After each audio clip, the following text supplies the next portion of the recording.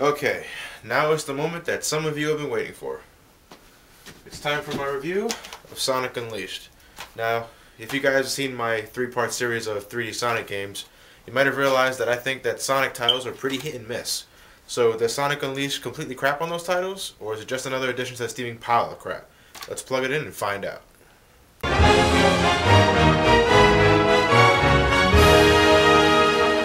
Okay, so I previously stated in my rant of Sonic Unleashed that I found the game pretty damn enjoyable, but that isn't exactly specific, so let's take a deeper look. Now, upon the announcement of the game, a lot of people viewed it with an extremely negative eye, namely because of one thing, Sonic's Warhog transformation. Even I was truly skeptical about it because it looked completely stupid. Now, as the months went by, new footage of the game became released showing Sonic off in his true glory. Then the Warhog footage was shown and my predictions were true. It's completely combat based. In fact, upon glancing at the footage, I immediately thought of God of War, only with Sonic, in his Warhog form. Anyway, release day came and I couldn't wait to finally try this game out. I put the game inside the Xbox 360, fired the game up, and was greeted by the opening cinematic. Just looking at this video reminds me of Sonic's days of old, where it was just him versus Robotnik, or Eggman, whatever you prefer. Sonic appears to be captured, but then goes super, completely catching Eggman off guard, or so we think. Upon completely obliterating some of Eggman's bases, Super Sonic traps Eggman in a corner where he begs Sonic not to destroy him. Sonic begins smack-talking to him, giving Eggman enough time to activate a machine which traps Super Sonic and sucks the energy out of the Chaos Emeralds. It then powers up a beam that Eggman fires towards the planet. The result is the planet becoming separated into 7 pieces, awakening a creature within known as Dark Gaia. Seriously, how the hell does the planet not die from such an event? Not to mention, just how many people die when this shit happened. I mean, seriously, if Sonic Team thinks we can safely go on and think that nobody was harmed when this happened, they must think that we were either raised with football helmets on our heads or completely oblivious to logic. Anyway, while all this is happening, Sonic undergoes a bizarre transformation, leaving him fuzzier and slightly more menacing than before. Oh look, it turns out Sonic actually has hands. The day when we actually see Sonic's feet is when Sonic Fangirls are crying enjoyment. After that, Eggman launches Sonic out of the base and lets him fall towards the earth, expecting him to die. Of course, if Shadow the Hedgehog can survive the fall, then I'm sure Sonic can.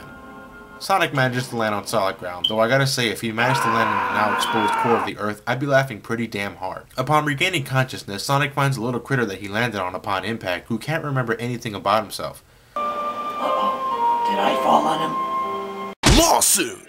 Sonic feels that he was responsible for his memory loss and decides to help him. The sun rises and Sonic reverts back to his original form. So, while it's daytime, Sonic's himself. But while at night, he's the Warhog. While taking a stroll around the town, Sonic decides to name the creature Chip after witnessing him having a total orgasm over dessert. I love it! Oh, no. With the help of his old buddy Tails and Professor Pickle, yes I know that's his name, Sonic finds out that he must travel to each broken continent and place a Chaos Emerald inside the continent's temple in order to restore its power and put the Earth back together. After restoring the 6th temple, Chip manages to regain his memory where he tells Sonic that he's actually like Gaia, the complete opposite of Dark Gaia, and that it's his job to put an end to Dark Gaia's rampage. Sonic, of course, won't let him do that alone, and decides to go with him to restore one last temple. While harnessing the power of Dark Gaia, Eggman finally manages to create Eggmanland, which I still think is a pretty lame-ass name. It just so happens that the last temple is inside this circus from hell, so Sonic and Chip head inside. They manage to reach the temple and restore the final Chaos Emerald. There they fight Eggman in one final confrontation, where Sonic the Warhog promptly hands his ass to him. Dark Gaia is restored to full power and turns on Eggman, big freaking surprise there, and turns his attention towards Sonic and Chip. Upon glancing at Sonic, he rips the Warhog from within, making it impossible for him to become that abomination ever again. Dark Gaia then attempts to kill the weakened Sonic, but Chip intervenes and uses the power within to do the most ridiculous thing I've seen in a long time. Awaken and gather here to me!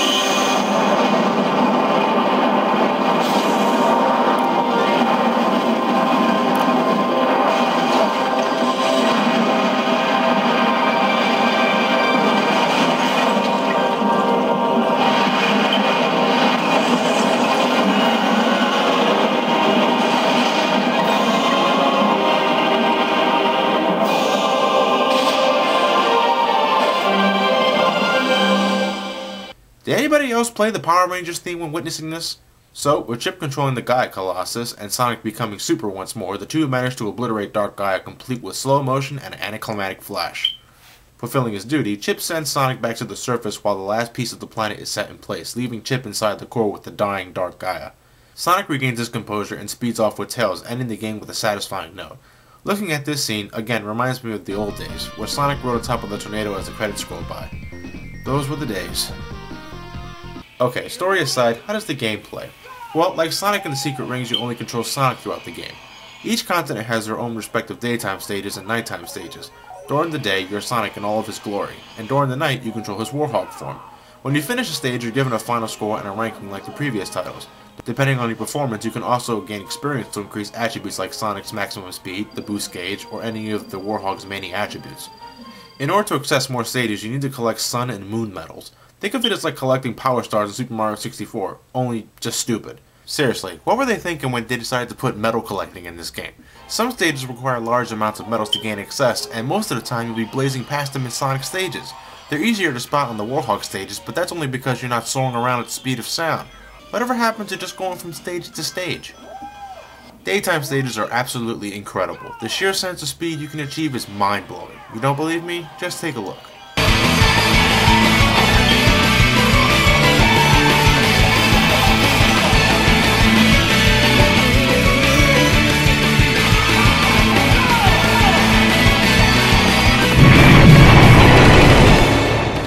Taking a note from Sonic Rush, Sonic now has a boost maneuver. Pressing the X button sends Sonic going insanely fast, destroying everything in his path.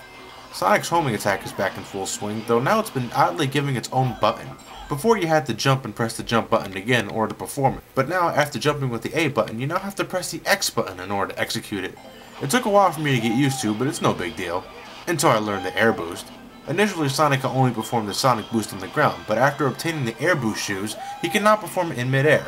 Can you guess what button you press? That's right, the X button. So what does this mean? Simple. Sometimes when I'm trying to perform the homing attack, I accidentally do the air boost, usually sending me hurling to my death. It makes me wonder why they couldn't just leave it hitting the A button twice. Sonic also now has the quick step. With the press of LB or RB, Sonic will quickly step to the side to keep his momentum going. In addition to 3D gameplay, there's also 2D gameplay thrown into the mix, harkening Sonic back to his Genesis days. Though it doesn't exactly emulate the feel of the old titles, it's still pretty damn fun. Of course, Sonic isn't all about running through shit. There's also plenty of platforming, keeping things from getting stale. On a side note, Sonic also has this sweep kick, but I haven't found one use for this move whatsoever. When the sun sets, the Warhog comes into play. Gone is the thrilling speed, and what we're left with is pure combat and platforming. Think of it as a mixture of God of War and Kingdom Hearts, only not as fun. You attack by swinging Sonic's arms, which for some reason now have the ability to stretch like Stretch Armstrong. You can alternate between the X and Y buttons to pull off some fancy looking combos, and you can use the B button to grab enemies with an arrow above their head. Then, after inputting the button sequence on time, you can perform a combo finisher which finishes the enemy off. Upon killing enemies, you also fill up a meter that, when filled to a certain point, allows Sonic to enter his Unleashed state. His strength increases as well as his movement capabilities, and definitely makes combat easier to handle. He also has a shield button, but you know what? I never once used it. Sometimes I completely forgot I had it in the first place, but I managed to finish the game just fine. Though Sonic the Warhog can't run nearly as fast as his daytime counterpart, he can still dash, which makes exploration a little easier. He can also double jump and use his stretchy arms to grab onto the ledges and climb up poles. However, these stages are more of a drag than they are fun. One serious problem is they take forever to finish. Some stages have me clocking on 30 to 35 minutes, and that's when I play with minimum error. The enemies you face are also extremely boring. Besides the usual egg bots, you also fight Dark Gaia spawn, but there's little to no variety in them, so fighting them becomes pretty boring with each passing stage.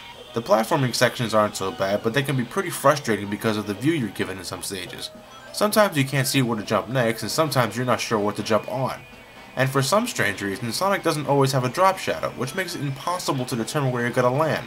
It doesn't sound so bad, but in 3D platforming stage, drop shadows are a constant must. Where the hell did they go when they disappear? Also, I've heard about people complaining about how awkward it is to grab poles and ledges, but a simple cure is to simply hold the B button down when making tricky jumps. Sonic will automatically grab the nearest available ledge as long as you're close enough. Also, am I the only one who thinks Sonic's death scream as the Warhog is completely over the top? Jesus! What, did he receive testicular torture while falling into the abyss? Make sure you tune in for part 2 of my Sonic Unleashed review. I didn't mean it to be 2 parts, but shit happens. Well, thank you guys for watching, and stay tuned for part 2. It's coming up real soon.